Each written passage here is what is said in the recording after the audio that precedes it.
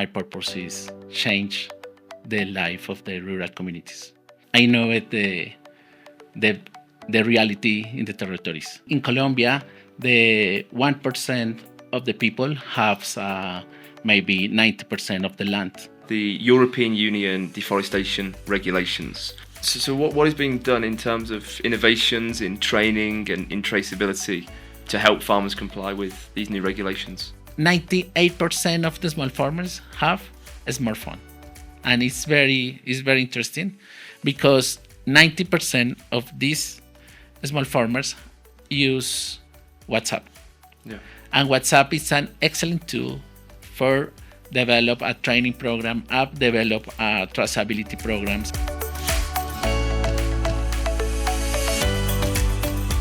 Welcome to the Social Impact Journal, the podcast where I meet the social entrepreneurs and change makers driving impact in our world. My name is Jack Farron and I'm your host. And today I'm with Juan Castrillón Ferro. Juan Carlos is a consultant, entrepreneur, researcher and agri-food expert based in Colombia, and we'll be talking about access to markets for smallholder farmers here in Colombia. Juan Carlos, good morning. Welcome to the show. Good morning, Jack. Thank you. I am really appreciated for inviting me in your podcast, and I am very glad for sharing all of aspects of the access market in Colombia. Amazing. So before we get into the topic, a question I like to ask a lot of guests is why? Why did you get into this sector? Why did you start working in the social impact space? Yeah. It's a very strong purpose in my life because I am an agronomics engineer. I set up my first company 17 years ago, and I understand the importance for the rural development in my country because my country is middle income country. Colombia needs and have a lot of big challenge for rural development, and principal for the small farmers because small farmers earn in the maybe more or less 90% earn below to minimum wage, and it's very big issue. The poverty is very high. And I started as an entrepreneur, but then I I founded maybe 3 companies, but then I am a leader for 5 years, and entrepreneurial and big company and social company as founded as a job venture with Social Business and McCain Foods, and I worked in this company for 5 years and impact to maybe 2,000 of small farmers with the social inclusion in the modern and sophisticated value chains, and improve their small farmer incomes and improve their lives and the territories too. Yeah, fantastic. So you said you were an entrepreneur at the start in your social impact journey. So what was your first business? My first business was a consulting firm because I know a lot of people with landed and with financial resources, but they don't have used the land because in Colombia the 1% of the people have maybe 90% of the land because it's a very the gap of the distribution of the resources, financial resources is very high, and I know a lot of people with these resources, but they don't have use the land for produce and I don't know exotic fruits for export or aromatic herbs and a lot of products for export, and then I know the reality in the territories because when we have of the opportunity for study and live in a bubble, we don't have the real scenario in the territories and the communities. But when I know it, change my life, and my purpose is change the life of the rural communities. Yeah. So if we look at some of the key value chains in Colombia, I know we have coffee, Yeah. we have cacao for export purposes. Are those some of the value chains that you have been working on in your career? Yeah, in Colombia, the key value chains are coffee and cocoa, and in the other aspect to cut flowers too, and banana. It's very important. But in Colombia, the 95% of the small farmers are agriculture, family agriculture, and this kind of family agriculture has a lot of products, but principal product is the milk, and a lot of all 100% of the small farmers has a cow, maybe one, two, or three, or four cows, and they produce milk, and then they sow maybe carrot, corn, a small scale farm, and it's a very big challenge because they in the traditional way they work in an informal way. An informal way is open market, and the risk is very high because below to the cost, and the poverty increase by day. So a lot of people that will be watching this episode, enjoy coffee, enjoy chocolate, and will be wondering where their produce comes from, and how smallholder farmers live in their communities. So when we look at Colombia, such a diverse country, especially with the different regions in the country, what are some of the challenges that farmers face in terms of transporting their produce? Yeah, in Colombia have a lot of mountains. It's beautiful, and allow us produce a lot of products, but in the transportation of the mobility for for the products is a very big challenge because only work with a truck.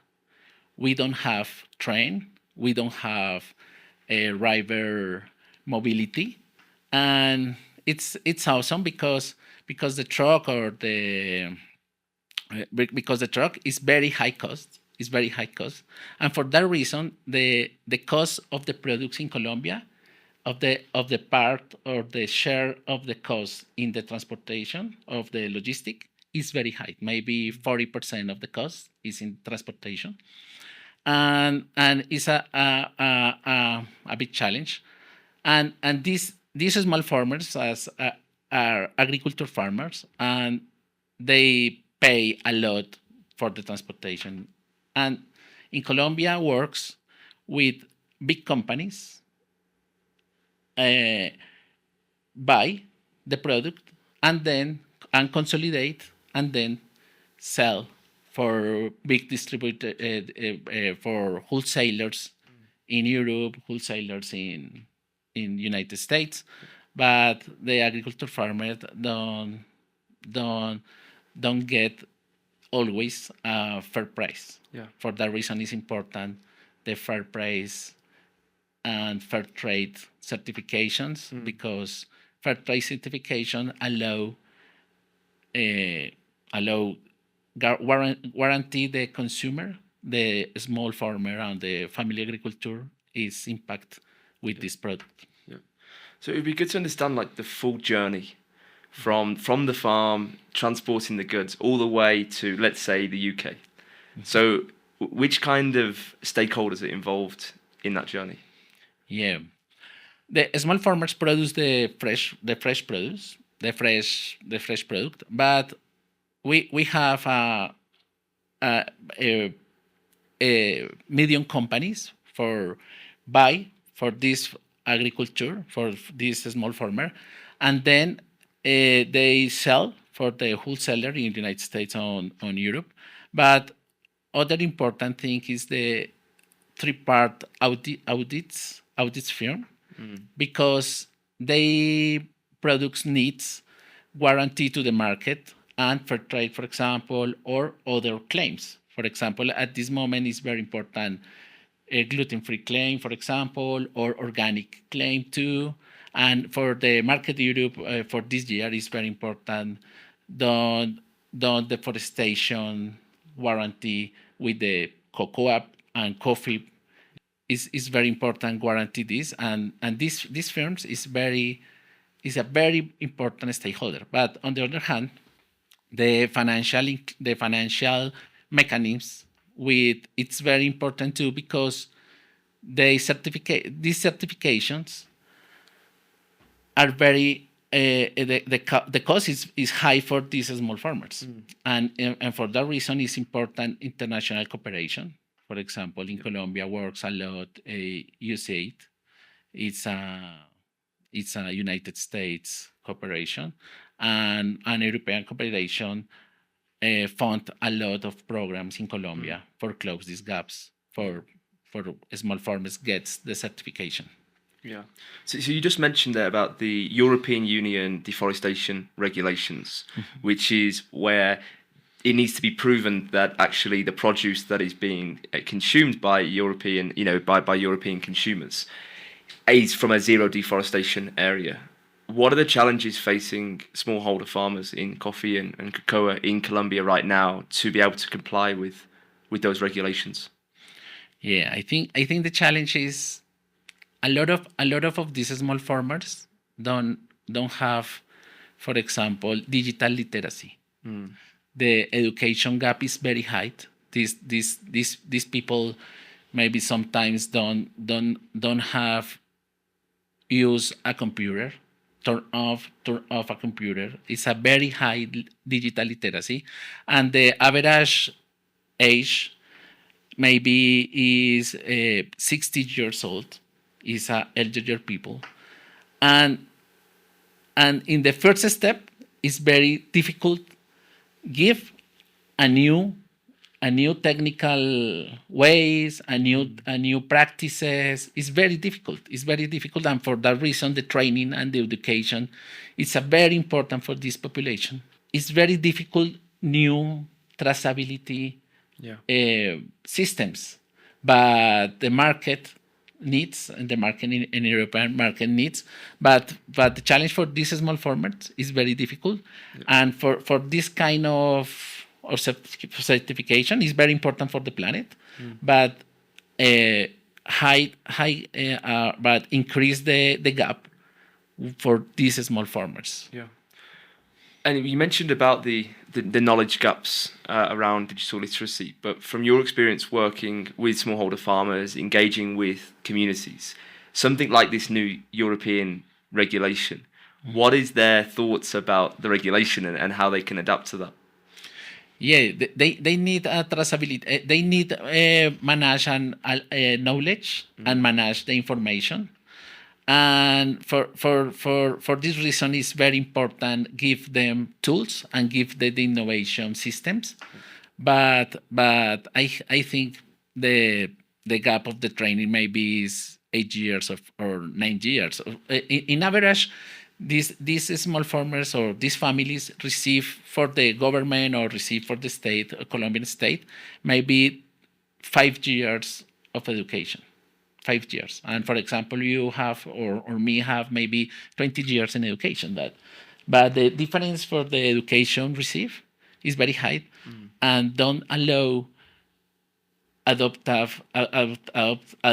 very early the new ways, and yeah, and I think it's difficult. So what is being done in terms of innovations in training and in traceability to help farmers comply with these new regulations? Yeah, I work in Colombia. Is very interesting because we have a lot of mountains. We have a difficult for mobility the products, but for that reason the communication is like a mobile, and in Colombia 98% of the small farmers have a smartphone. And it's very interesting because 90% of these small farmers use WhatsApp. Yeah. And WhatsApp is an excellent tool for develop a training program, develop traceability programs, and for innovation. And it's very interesting because we are very, very good adopters for ITC technologies, and in Colombia, the rural people have adopted the technology very very fast, and the WhatsApp channel allow us deliver new information and deliver uh, knowledge very fast. Wow. So 90% of smallholder farmers are using WhatsApp, but how many have access to regular internet connection? Is that the challenge? Yeah. Yes, Yeah, the network is the challenge. Yes, the network is the challenge. But yeah, in Colombia right now, some satellite solutions, but some brands, some I don't know if I named the companies, but some companies for cooperation for for yeah, for cooperation, they have a lot of solutions for network, but isn't enough. Yeah. Isn't enough. Okay, so that's WhatsApp is the way then to deliver kind of training at scale to smallholder farmers. That's brilliant, and I think a lot of our listeners in sub-Saharan Africa that are also engaged in the agri-tech space and in the agri-food space. The market is very different in terms of the delivery of information to smallholder farmer and rural groups. But to move on to another topic, so if we look specifically in coffee. From your experience working with small family farms, it would be great to understand, a typical kind of day or week in a life of a coffee farmer in Colombia. Yeah, the coffee farmer in Colombia. The coffee is a grow developed with other products, developed with other grow products, and in Colombia the station of the coffee harvest is very specific, and the problem is they don't have cash flow all year every week with this product. For that reason, it's very important for the economic sustainable in the small farmers and the families, the cow. Okay. The cow have cash every week because they get milk every day and buy, and every week they get incomes for the cow and for the milk. And it's very interesting because in Colombia the small farmer economic is sustainable for the cow in the cash flow, and the coffee, cocoa, and other value chains allow the profitability. Yeah. But it's very important combine a lot of value chains and a lot of products. And a small family farm is how large could be the size of the land on average? It depends of the region, but in the in the traditional in Colombia, maybe it's 1 hectares. 1 hectares is 10,000 meters square, and one or two. Yeah. But yeah, and a lot of farmers, maybe 40% don't have landed Okay. for grow. So what do they do? Because in Colombia the narco traffic or the cocaine growth use a lot of land, and insurgent groups move the people and appropriate the land. And yeah, it's a very big issue in Colombia.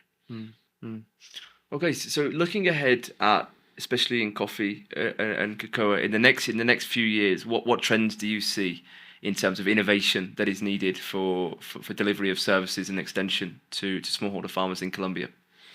Yeah, for the cocoa, we have a very big opportunity because the flavor for the Colombian cocoa is very good. But right now we have a big challenge with the cadmium. I don't know if you know for the cadmium restriction in Europe, because the cocoa in Colombia, maybe I don't know, maybe 95% has cadmium restriction. Okay. And we have warranty to the European market.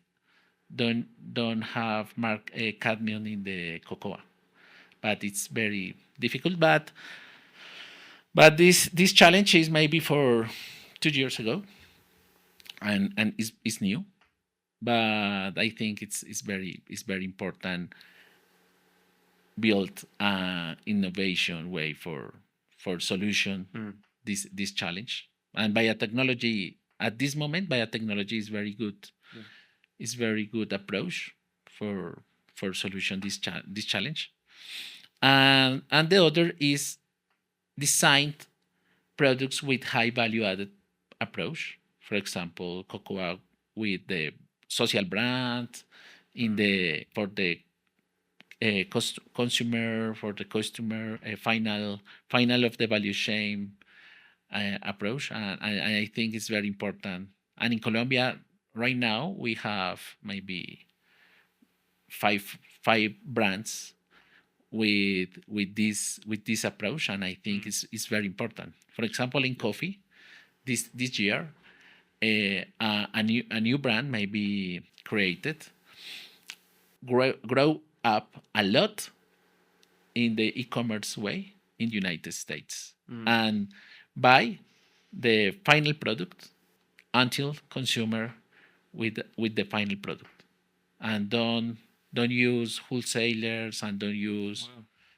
So how does that work in practice? So let's say I'm in the US and I can go onto a platform and buy the produce and it's shipped directly from that region? Yeah, because in the United States markets at this moment have opportunity for sell until $200 per buy, Yeah. without taxes. Okay. And some companies is very specialized with from Colombia to deliver to United States in 2 days, and it's like a you see in Instagram, for example, the offer of very good coffee with a social brand, buy, and if you are in the United States, buy, and in 2 days or 3 days, they get the product in your home, and it's very interesting opportunity right now for the United States market. You mentioned a social brand. So you said that there's maybe 5 key brands in this space that would be defined as a social brand. So how would you describe what that means? Yeah, social brand is a brand co-built or co-design with the communities, and establish a fair trade agreements, and develop the product with them. And it's very important because share with them the profit, and it's very clear, very trustly with the consumer with this kind of brands. And I think it's near to consumer and near to the small farmer, and storytelling complete and very trust and in transparency. Yeah. I think. Okay, fantastic. Well, Juan Carlos, it's been great to have you on the show. There's a question I ask to all of my guests, and this is: if you had your own social impact journal and you could write a page in this book, and you're writing a page for a young innovator who is designing programs and technology for the benefit of smallholder farmers anywhere in the world, given your experience and expertise in this space, what would you write in that book for that innovator to read? Okay, I think designed high value added products because the small farmers get a lot of profitable, and when get profit, they get financial inclusion, they get developed and thriving communities way. And I think it's very important design high value added products and don't sell more commodities, or sell commodities, but in parallel, develop a new high value added products. I think it's very important approach. But for develop high value added products, needs innovation, technology, knowledge, and systems for the knowledge shared with us, and very agile systems, innovation systems. Fantastic. So I think if any of our listeners want to read more on this topic, on some of the areas that we've discussed, we will include links to reports and different websites in the show notes. Juan Carlos, thanks so much for joining me on the Social Impact Journal. It's been a great pleasure. Thank you very much, Jack. I am very glad to share with you and your audience my knowledge, but I think the most important is build the future